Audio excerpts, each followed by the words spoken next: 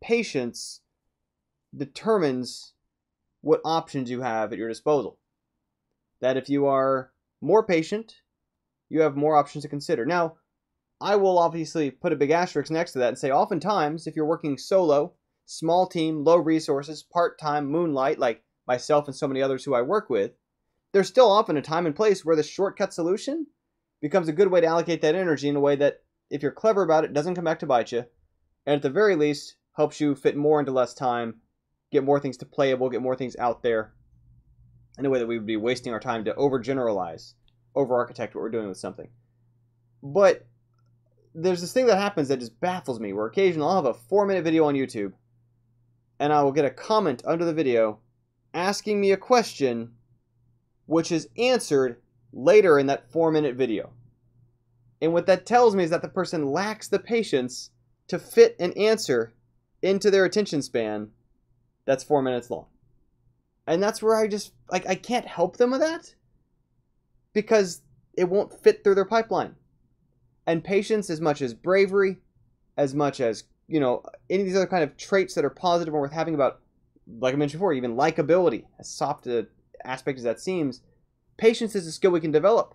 It's a skill we can train ourselves in. It's a skill that we can catch ourselves when we're just doing a disservice to us. Sometimes impatience is an asset. Sometimes patience works in our favor. But like I say, it's all about having options.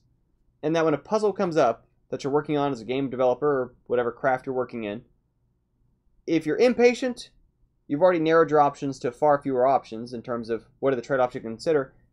If you are willing to give it a little extra wiggle room, or to sit through a little longer explanation of how to do something new in a better or faster way, you suddenly have more options to consider about how you proceed. More tools at your disposal.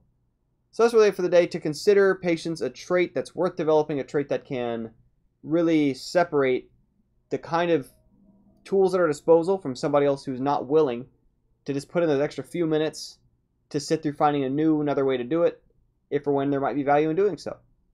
Thanks as always for tuning in. I'll also say this morning we had the GameDev Biz conference. It went incredibly great.